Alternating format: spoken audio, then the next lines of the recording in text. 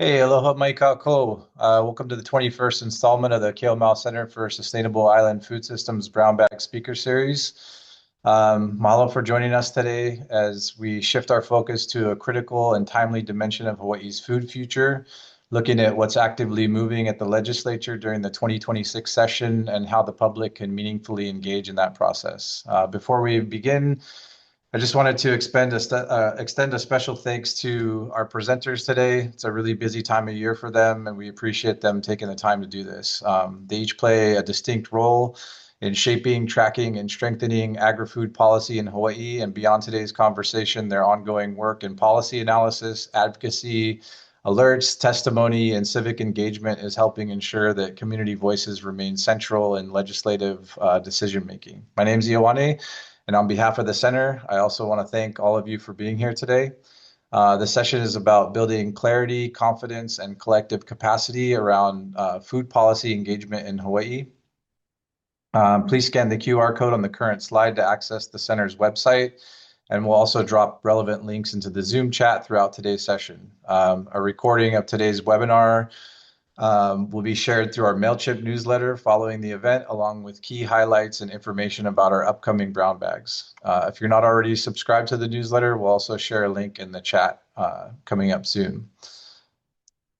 A little bit about the center. Keomau Center for Sustainable Island Food Systems is an initiative in the University of Hawaii system co-directed by Dr. Noah Lincoln and Dr. Albie Miles. And our mission is really to uplift food systems transformation statewide by supporting food security and justice, ecological sustainability, education, storytelling, policy, and cross-sector collaboration with community partnerships.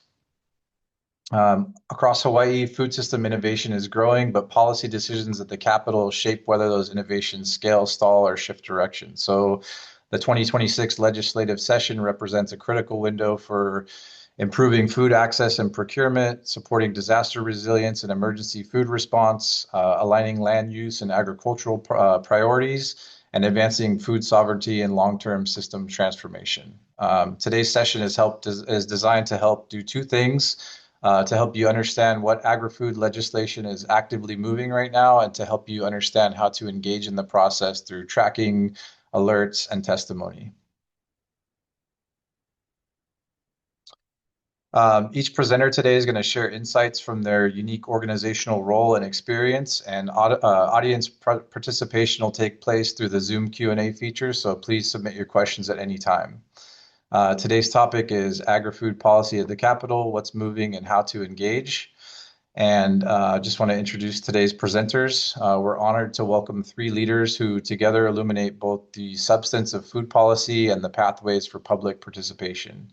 Up first, we have Hunter Heaivilin, Food Systems Planner, Supersistence.org.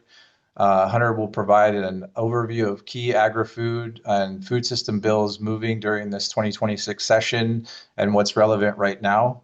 He'll help us understand which bills are priorities, what problems they aim to address, who's impacted, where those bills currently sit in the process, and what moments of public input still remain.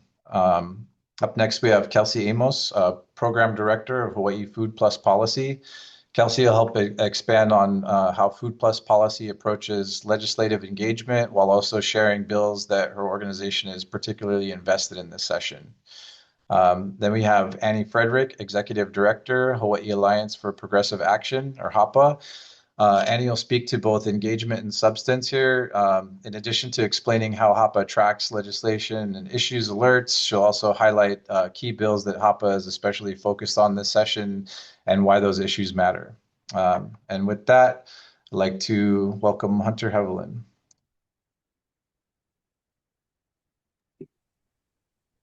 Thanks, Ioane. Happy to be here. And I'll maybe preface with a lot of this is sort of really the majority that I'll be sharing about today is through my role as the advocacy director with the Hawaii Farmers Union. I think if I hadn't been buried under legislative hearings, I probably would have flagged that earlier in response to your email about whether or not our titles and logos were correct. But it's been a very busy few weeks. So in my role as the advocacy director, we have kind of a multi-phased approach to both determining our legislative priorities and then engaging membership in opportunities to weigh in during the session. So in the intersession period, as my life calendar seemingly is increasingly revolving around what happens at the legislature, I go and visit with our chapters across the state, and have talk story sessions with our members and their communities to understand, what's happening, what are you excited about, what are you concerned about, and that helps kind of get a broad sense. And it's not usually framed in the language of "tell me your policy priorities," because most people aren't blighted with thinking through the world in those terms. So that's a real opportunity that affords me a landscape view of kind of what's happening around the islands, what the concerns are for producers. I take that information, and then we end up at our convention and actually have a prioritization process where I share back on what some of my hearing, what some of the issues are that have emerged in a lot of these settings.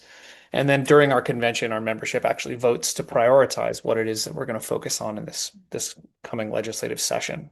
That work then informs my lobbying activities during the session, as well as kind of where we put our energy. And there is a legislative committee that works with me over the course of the session to track, to gain a little bit more of an understanding of the ins and outs of how the legislative process works. So from our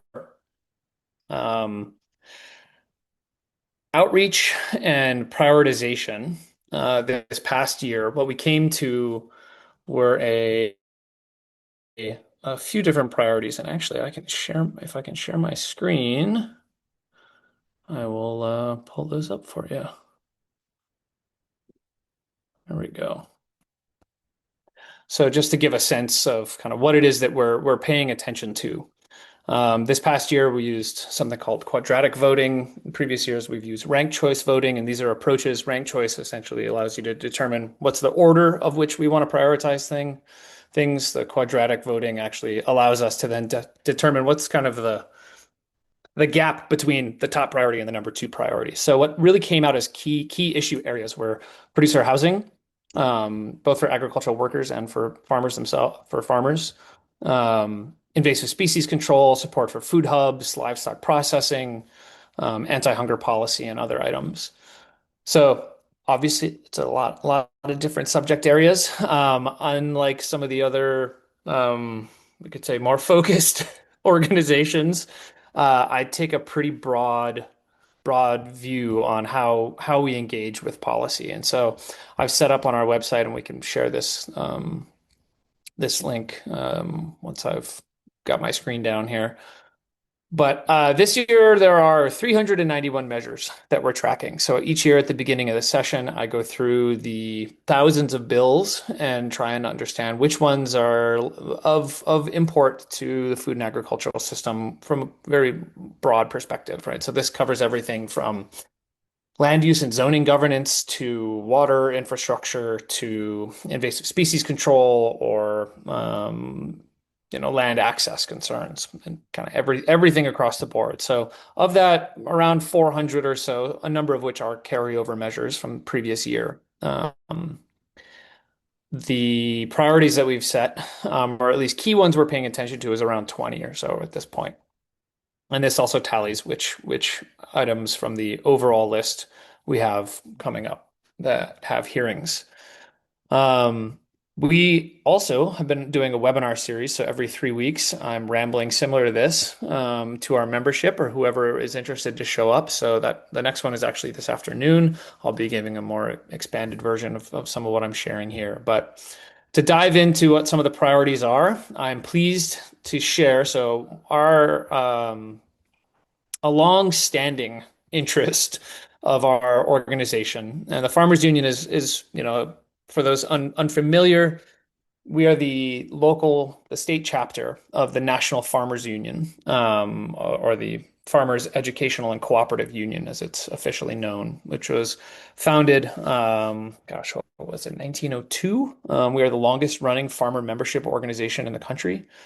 And our membership is composed of small and family farmers, often with a leaning towards organic, regenerative, sustainable production, conservation agriculture, whatever sort of terminology feels best to you. As a result, we've been advocating for the establishment of a healthy soils program for the past half decade. And in the first year, we actually succeeded in having it pass. Unfortunately, it was vetoed by the governor due to some confusion in its relationship with other programs. One of those other programs that was of a similar design but a slightly different intent was housed in the Climate Commission. And after that pilot program ended, myself and Leah Laramie got back together and figured it out. Let's try, instead of foisting this idea into the Department of Agriculture and Biosecurity, which consistently had said that they did not have the expertise, figured we try it in a new house. And that seems to be going quite well. So we passed through the subject matter committee of Agriculture and Environment in the Senate, and just today passed through unamended through the Ways and Means Committee, which is the financial kind of money committee. So really happy to see that one moving forward. We have a companion measure on the House side that has a fin hearing pending, and Leo was meeting with Rep. Todd yesterday to spread the good word. So we're hopeful to see either or both of these measures move forward. A number of the other bills, so this one focuses on agricultural workforce housing. That had been a priority over the past couple of years during outreach with our membership. And unfortunately, in the 2 or 3 months between the convention, our annual convention, and the legislative session, I had not come to a single bullet solution to actually address our housing crisis in the state. So we've continued with the idea of the establishment of a agricultural workforce housing working group that would bring together a variety of partners. Again, this is sailing through some of its subject matter committees, and just needs its final hearing in the first chamber, which will be with the Finance Committee. So as you can see, as I'm clicking through on some of these, each of these bills can be explored in detail. You can see what some of our testimony or talking points and stance were, and this allows kind of anybody to come through and get a sense of where it is that we stand on various issues. Some other bills that I'm happy to see moving forward. This one got a little garbled in its drafting, but is oriented to establish a requirement for agrivoltaic or energy developers, essentially, to establish what I view as functionally agricultural parks within their energy projects on agriculture land. As written, it had a preference towards beginning farmers, which I think are probably better suited for some of the maybe not as long land tenure, some of the not as open area for extensive production, but it provides an opportunity then for producers, conceivably, whether they're established or otherwise, to build out a land base that already has probably some security, some fencing, some water, some other infrastructure without waiting for a private land lease that they can afford, or a public ag park or non-ag park that's administered by the state or a county. So happy to see that one moving forward as well. Some of the other key priorities this year that we've been advocating for, as I noted at the top, our national organization is officially the National Farmers Educational and Cooperative Union. So cooperatives have been a key piece of the organizing and bringing together of farmer and agricultural communities for over a century. And unfortunately, our state law related to cooperatives currently says you can be an agricultural cooperative, or you can be a consumer cooperative. There's also housing cooperatives and some other, varying versions that stray a little bit further from what most may think of. For those unfamiliar, cooperatives generally are a base where there is a democratic governance over decision making within the organization, and particularly as it pertains to how profits are generated and decisions are made. So what we've put forward, and this is through the great work of folks with Purple Maya, actually, with the cooperative Hui, so Keone DeFranco, Kelly Teamy, as well as the cooperatives that are already running, like the Ulu Cooperative and Donna Shapiro, Noah Lincoln. We've put together a bill that would modify the existing consumer cooperative law to make it a general cooperative law, to say you can organize for any lawful purpose, sort of like an LLC, right? So when you register an LLC, you don't have to say I'm an agricultural LLC or I'm a consumer LLC. You can just say I'm an LLC, and then you determine what you do. And so that's just kind of the same approach that we're taking here. Fortunately, both the House and Senate versions are making headway, and we have a related measure that would establish a cooperative development program under DBET to support and facilitate the establishment of new cooperatives or addressing issues with existing ones in terms of bylaws and so forth that do need some regular updating, particularly because it is group process. So those are some of the primary measures. So this is that other companion for the cooperative associations.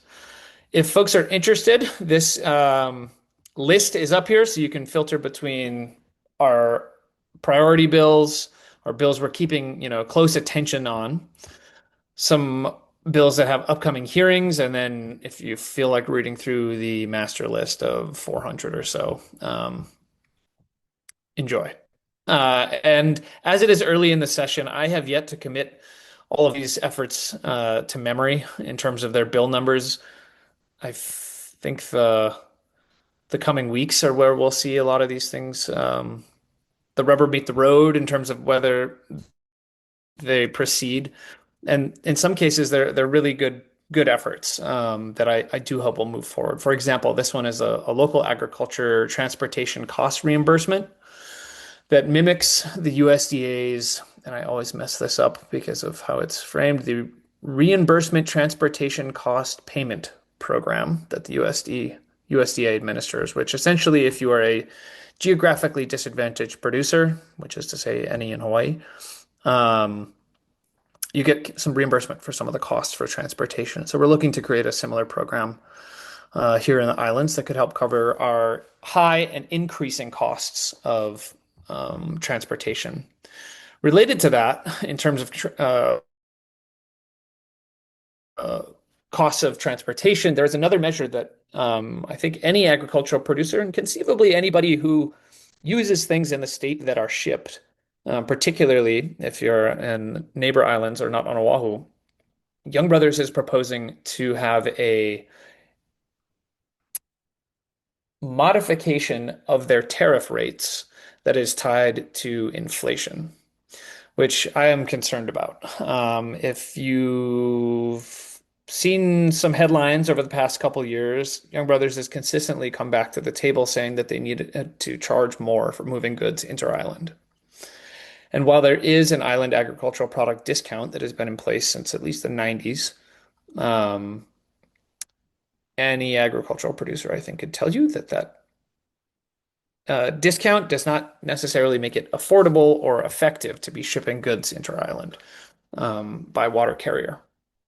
And so because they've gone back, consistently to ask for waging or tariff rate increases, they've instead now proposed, what if we just benchmarked it to inflation and then had an automatic increase that occurred?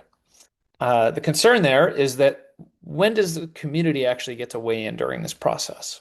As it exists currently, when there's a PUC hearing through the Public Utilities Commission, folks can weigh in. There can be interveners, organizations that are, part of the docket of decision making itself. However, the proposed bill would essentially reduce that opportunity for engagement to once every 3 years, which I think has raises some democratic concerns. In terms of other measures that I think are of importance to be aware of, let's see, there are so many. Okay, I already talked about co-ops. I've talked some about ag workforce housing. There are some other proposals for workforce housing. For example, ones that would allow a accessory dwelling unit, essentially, um, an 800 square foot structure that could be used for housing agricultural workforce as an, essentially attachment to a farm dwelling. We have supported that thus far. I believe that would be HB 1737 if you're trying to jot down all of these numbers as I'm flashing them on the screen. There are also a number of other measures that are seeking to modify the Land Use Commission, or rather, the land use designation for agriculture.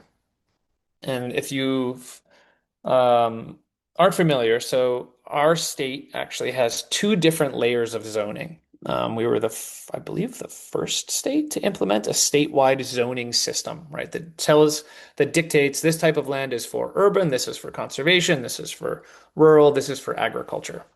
That's at the state level. A similar process of zoning applies at each county level, where you can have agricultural districts, residential districts, business, mixed use, et cetera. It varies by county.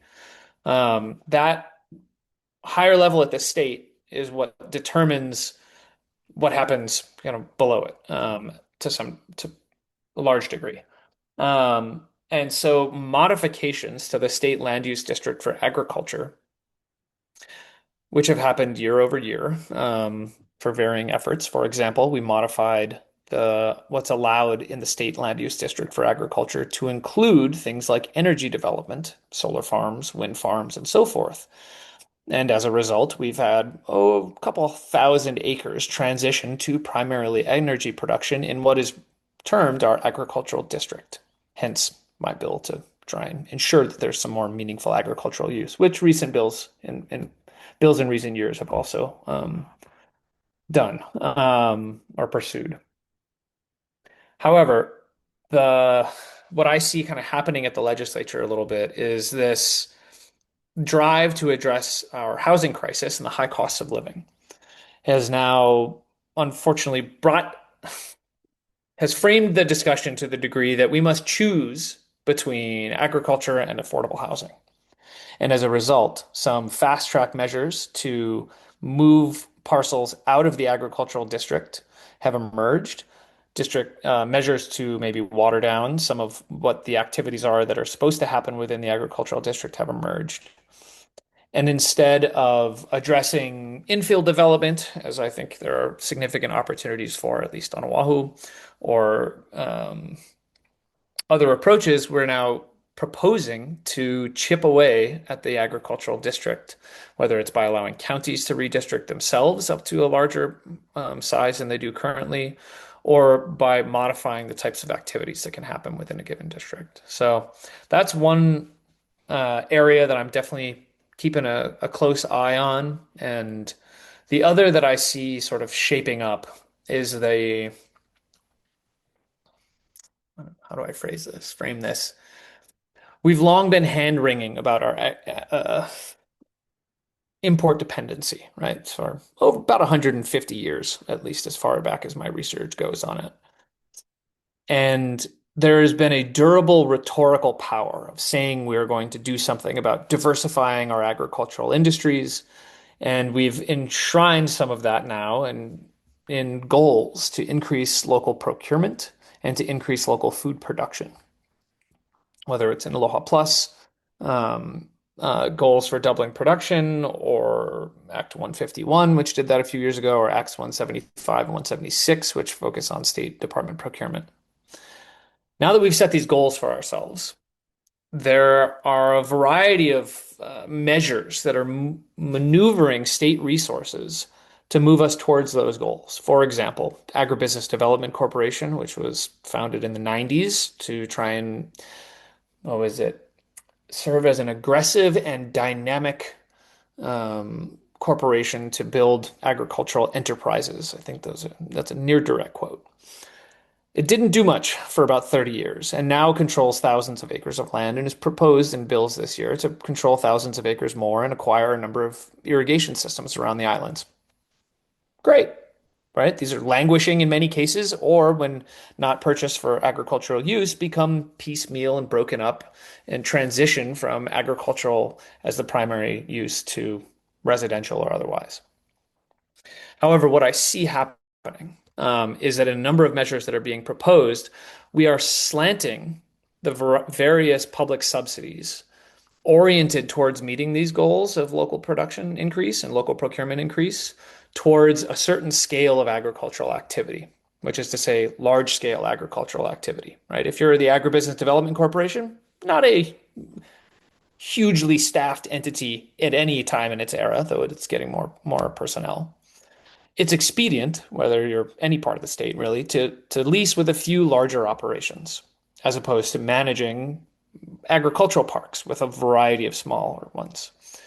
And so these leases have historically largely gone to larger operations. There are bills this year that would offer to reduce the rate of lease if that operation is selling to the Department of Education or other state procurement. There are also bills that would reduce or incentivize, would add points to consideration of lessee applications if you are going to build workforce housing on that site, which most small farms are not capitalized well to do. So those are two examples of the way the land subsidy, which is to say the state agricultural leases, are increasingly moving towards this larger scale of production.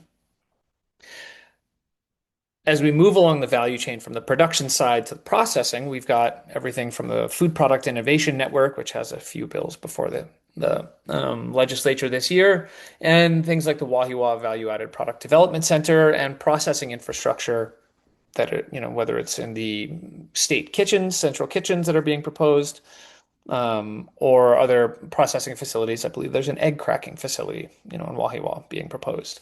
The processing infrastructure for many of those are not, again, while some for the Food Product Innovation Network are focused on smallholder and maybe a slight value-added production. A lot of that processing that's oriented for state procurement is for larger volumes of goods. Finally, when we look at the compensation that state, say, Department of Education is able to make for purchasing these goods, it's largely governed by the federal government and a reimbursement rate that has sat mostly unchanged for far too long and significantly undervalues the cost of goods here. So we then, as I see it, are incentivizing large operations to get into business by giving them land, by giving them processing, and giving them a market. While the most vocal that or at least the parties that I've been in terms of farm to school activity for the past almost 20 years, have largely been interested in rural economic development, supporting small and family farm operations. This interest has grown through the groundswell of farm to school, school garden activity, and I think also represented well in the network of food hubs that are already in place across the islands. So a proposal that I would at least offer for the next legislative session, maybe, or at least something for the DOE to consider, is if the state is subsidizing through the various bills proposed and through the existing programs, large-scale agriculture through land processing and procurement, maybe it should be considering that the savings it is affording those businesses should be applied to the purchase price that it is willing to give to smallholder and food hub purchasing within state procurement. Otherwise, we have, clamored for decades to get more local food, but increasingly the state entities isn't actually supporting the majority of agricultural operations in the islands, but slanting its support towards a select few, which, as in my role as advocacy director, is something we recognize, that there are lots of different sizes of agriculture out there. But if we want to really activate the majority of agricultural producers in the state, which is to say small holders, family farms, we need to have mechanisms that are going to meaningfully engage them and afford them opportunities to participate in the agricultural marketplace. And ideally, that comes through payment parity, whether it's through the subsidies of land and processing, or ideally in the additional payments that we can afford them. I think I'm at time, and I'm definitely out of breath. I hope that's been instructive, and it's just some of what I see happening, and happy to answer questions as we go. Awesome. Thank you, Hunter. And I posted some of that stuff you were discussing to your policy and advocacy and HFUU and for your webinar link. Thank you so much for that wealth of information. And now we're going to hear from Kelsey Amos at Hawaiʻi Food Policy. Kelsey? Yeah, thanks, Ioane. Thanks, Hunter. All right. I think I'm gonna kind of switch gears more into, I always hit the wrong thing. Present. Kind of talking a little bit about just us and what we do, and it's going to be a presentation of QR codes, basically, of different resources. If you are interested in any of the things Hunter talked about, or if there's time, I'll share some of my own favorite bills. They're not necessarily Food Plus's top tracked bills, but some of my favorites this session. Yeah. So we are Hawaiʻi Food Plus Policy. We're basically an internship program for undergraduate and graduate students to, if they haven't experienced very much advocacy or dealing with legislation at the Capitol, they get to jump into it with us, get some learning, be in a cohort, have some people, some mentors that have done it before, to track bills related to the food system as they move through the legislature, alongside sort of the spring semester. This is some stats on what we've achieved in the last, since 2021, I think, the last 5 or so times that we've done this. We have policy intentions more so than a specific list of policy priorities. I think it's other organizations like HFUU, HAPA, and others that aren't on this call, that really champion specific bills and issues. And we have a little bit more of a set of pillars of what we're about, what we're for in the food system that you can check out on our website. Let's see. Yeah, and so what interns do is they track hundreds or so bills as they move through the legislature. They work to support our lead advocates in submitting testimony on those bills, most of them in support, but we get to, go through that process of evaluating whether we support or oppose or want to recommend changes to certain pieces of legislation. And then we also get to go out to different events throughout the spring, and let people know about ways that they can also follow along with our staff and interns and get involved. So on that note, here are the ways you can get involved, and here are all the QR codes. So we offer text alerts. I promise it's about once a week. It's not overwhelming. You just text iPono to that number and you'll get signed up. And we send out it's kind of like a little weekly challenge, I guess, that I try to set for myself even to, weigh in on something that's relevant that week, because I am somebody who, aside from wearing my hat at Purple Maya and at Food Plus, just somebody who cares about these issues. And I've got a busy life and I've got kids and I've got things going on. But how can I do just like one thing to stay engaged every week is kind of the idea there. So there's text alerts. If you want to see further, like what we're doing, this is something we're a little bit proud of. We made a bill tracker. So this kind of shows exactly the bills that we're following as a group, and it kind of uses this Kanban style view to visualize how they're progressing as they move from left to right. That's the bills progressing through the legislative session. Most of them will die, but we get to see the ones that make it to the end. We put out a number of other lists. We have an information base on our website that shows all of the things that we're tracking in more of a spreadsheet kind of view, as well as lists that Janine keeps updated about bills that need testimony that week and bills that are in danger of dying. So check that out if you're someone who's into lists. We have a newsletter. Scan the QR. These are all different QR codes, by the way, to different little pages. But you can also find all of this on our website. We put out a newsletter. That's another way if you're more of an email inbox person to get updates on what's going on.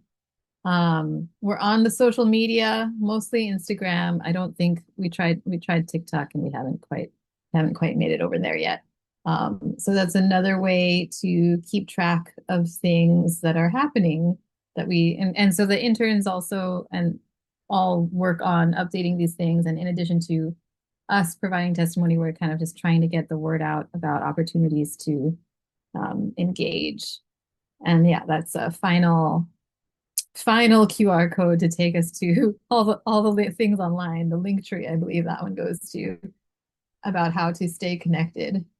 Yeah, and I'll just take a few more minutes. I think Anne will have much more insight to say, but a few of the bills that I find particularly inspiring this year.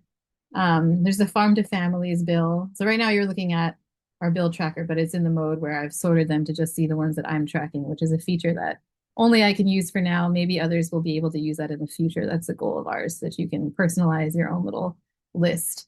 But Farm to Family is this bill. It's called Relating to Food Security. So this would basically be funding for the food bank to be able to purchase locally grown food. I think that folks who have to access the food bank have, they deserve to access locally grown fresh food, not just commodities and canned foods and things like that, which are also very important.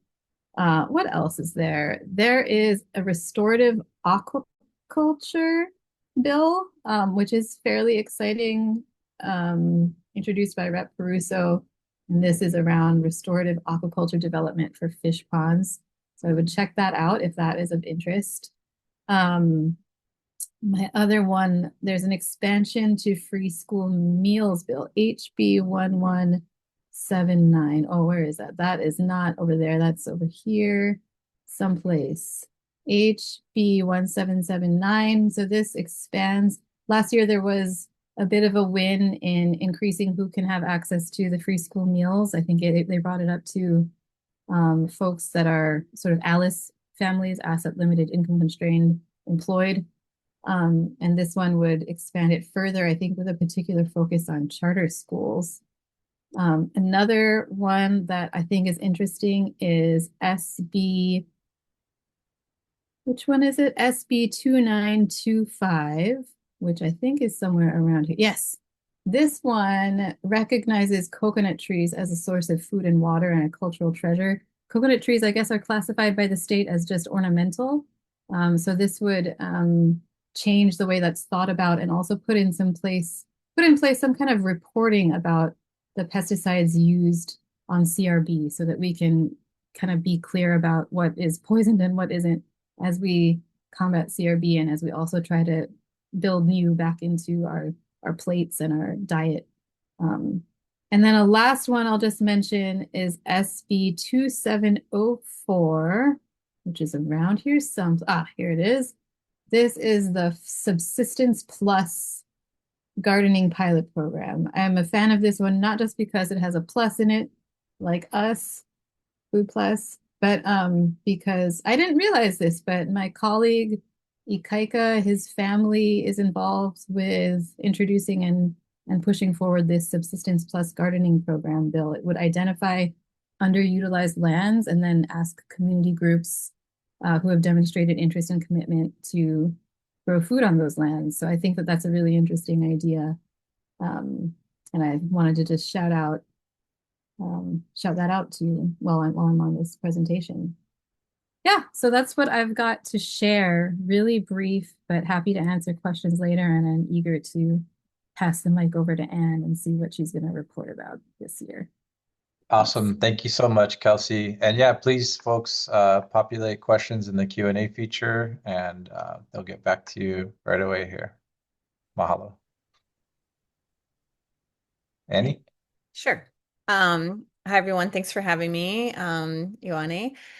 So yeah, Hapa's way into the food system was the sort of the movement we were born out of was a struggle to protect communities from pesticide drift, primarily communities living adjacent to large agrochemical test fields. Around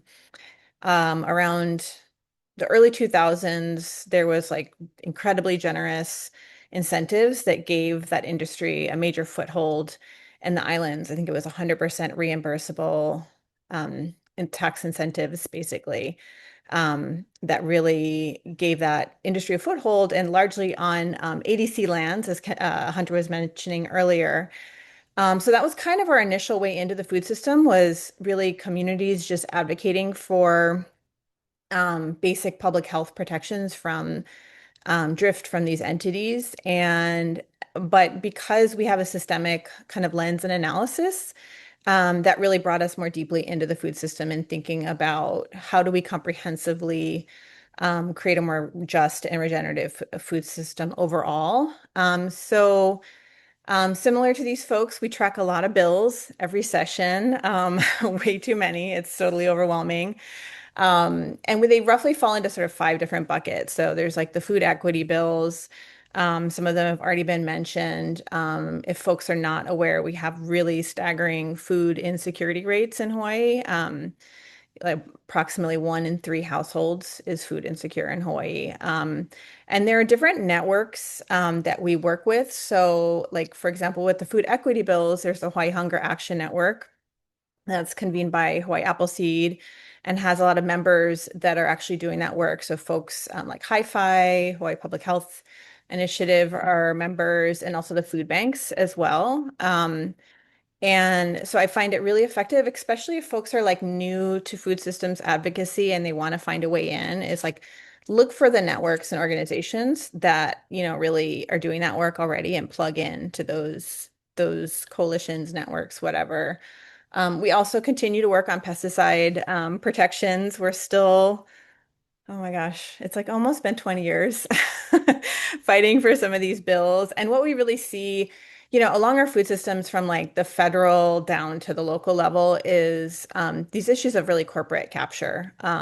Hunter kind of touched on kind of the prioritization of large agribusiness. I think we saw like just today, the Trump administration basically created like a mandate to produce glyphosate. So that's like a really extreme example of what we're seeing in terms of, really generous subsidies and support for pesticide producers and the kind of system of agriculture that they promote, which is really, seed crops that are designed to be used in companion, and genetically engineered seed in particular that's meant to be used in companion with heavy pesticide use, and kind of lock producers into these systems that are heavily input intensive and often have sort of patented seeds and really lock you into sort of the products from these large agribusiness entities or agrochemical corporations.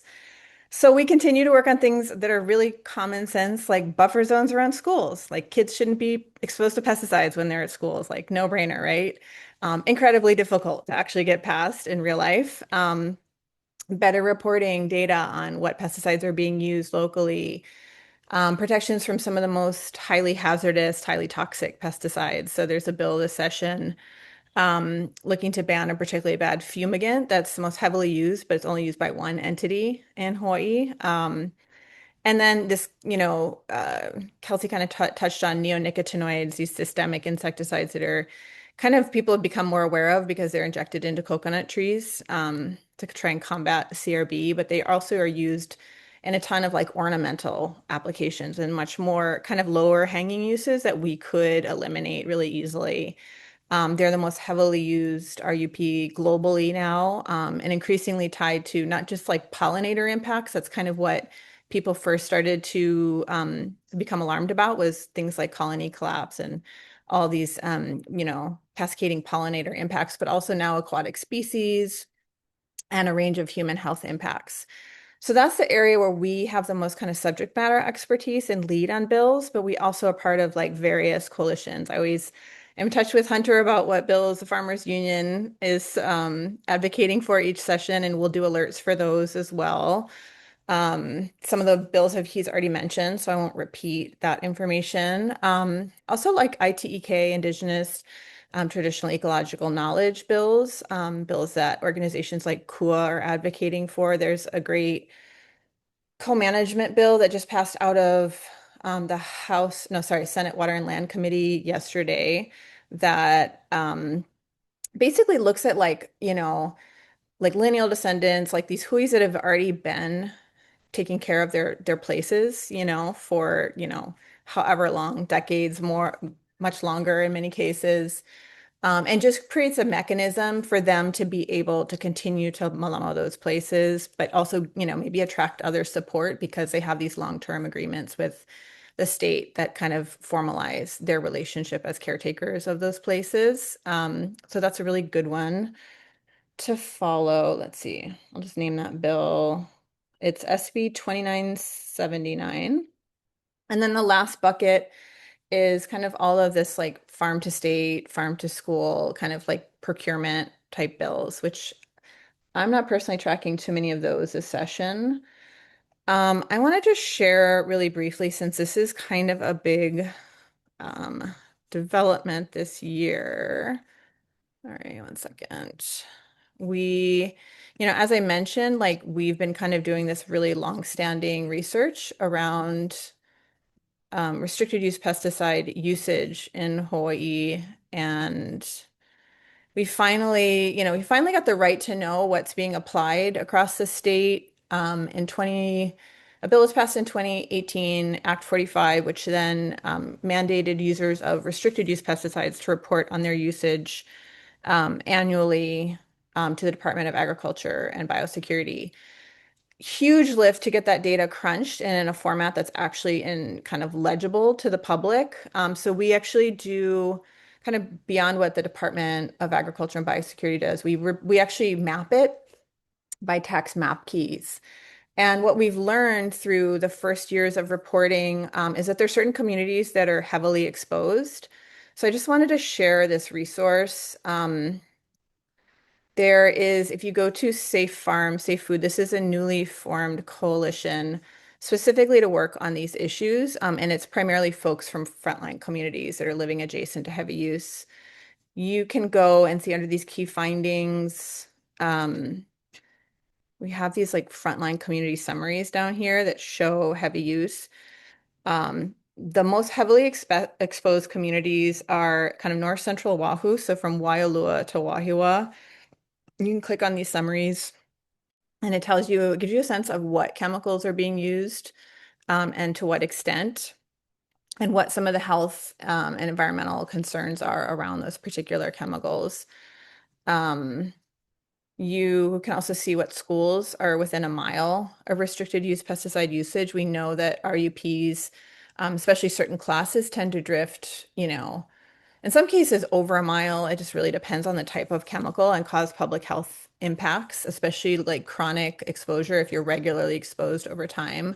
So you can see which schools are exposed here. And then I just wanted to share another tool that we're really proud of because it took a long time to get here.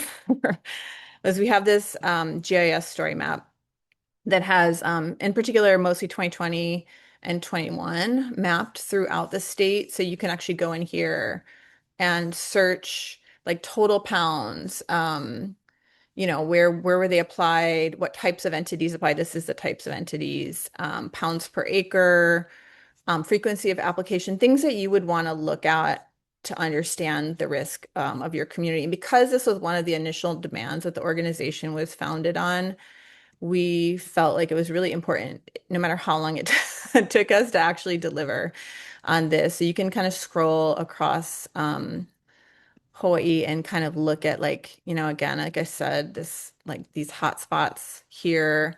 You can click on these parcels and learn more.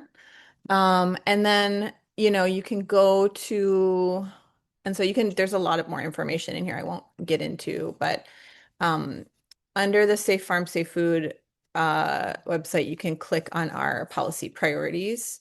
This particular PDF does not have bill numbers. If you go to the policy agenda here, you can see which bills kind of seek to address some of the impacts, like the buffer zones, pollinator protections, better reporting. And then these are the bills that are moving. Some of them have already died, but in particular, SB 2103 is the buffer zone bill that's moving. It's just passed out of Ag and Environment. It needs to get a hearing in the Consumer Protection Committee in the Senate, so that's its next stop. And there's a better reporting bill, SB 21. This is the one that's moving. Pollinator protections, the Senate bill is moving, SB 2333. And then this bill was when I met with lawmakers who represent these heavily impacted areas, we saw like this one particular carcinogenic fumigant that's being used literally, I think, by one user in the state now that is highly prone to drift. They've like in California, they found it has drifted off target by 7 miles, even when they follow the label regulations and at harmful levels. This just passed out of the House Consumer Protection Committee yesterday. Um, yeah. And so these are all moving. All of our priorities in this area are moving.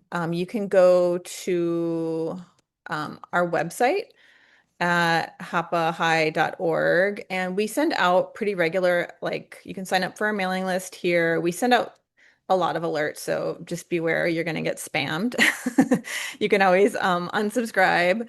But also, just so you know, all of our alerts are in our blog library. So if you're like, oh, I want to see, you can always just scroll through this and it will provide you with, like really clear information on when the bill has a hearing, when there's a deadline, and sample testimony too. So it'll tell you what the bill does. You can like literally just cut and paste our sample testimony if you want to modify it.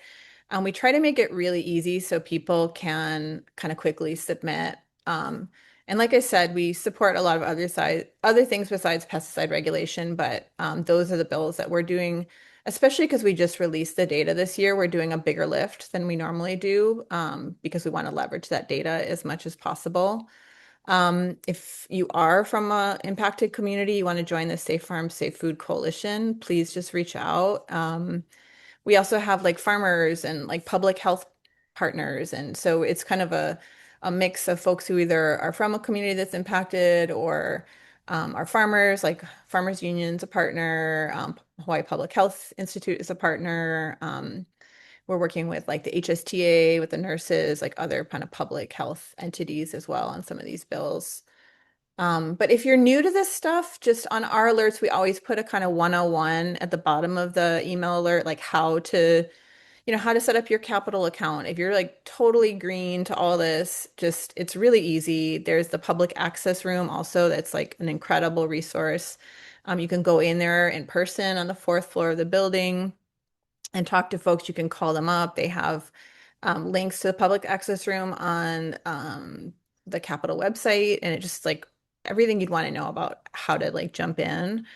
But I would say the best way is just to connect with organizations that are working on issues you care about because they're going to try and make it as easy for you as possible to just plug in and provide kind of like sample testimony and that kind of stuff. And just a shout out also to Sierra Club because they do really great alerts on a lot of the land use bills, like Hunter was mentioning, like threats to our agricultural lands, there's threats to conservation lands, zoning changes that are going to like, have these really lasting impacts on, access to land, and also water disposition stuff as well. They're great at like tracking kind of just basically land and water grabs. So shout out to them as well.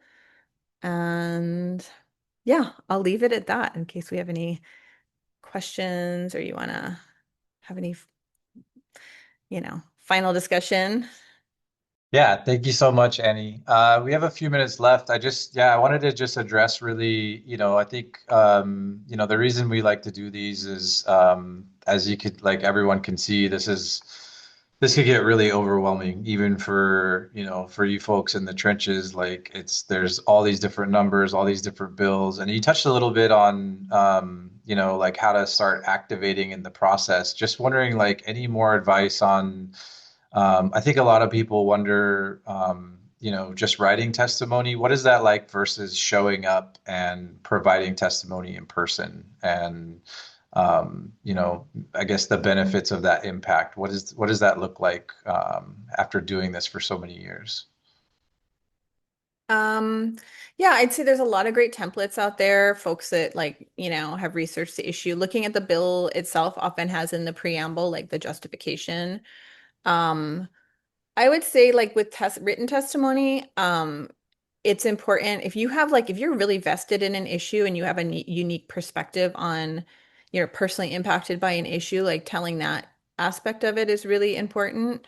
But to be honest, like the more, even if you zoom in, so when you submit testimony, there's like an option you could do written only.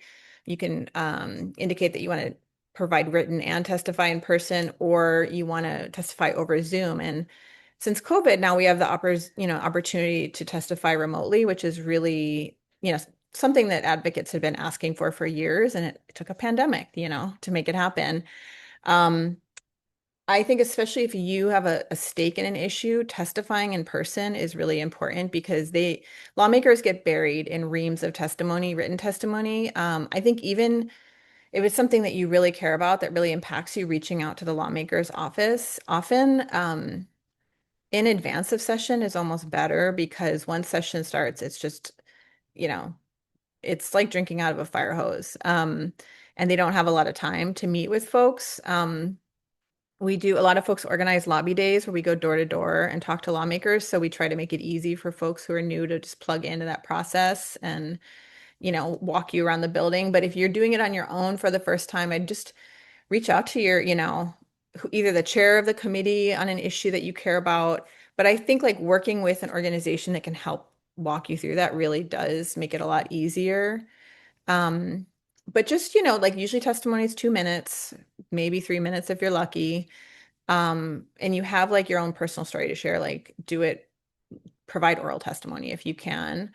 Numbers matter too. So sometimes if it's like not an issue that's super important to you, but you want to support it, even if it's just clicking a testimony in support, copying and pasting form testimony, still the numbers matter. So they will always say, we got X number of testimonies in support of this measure.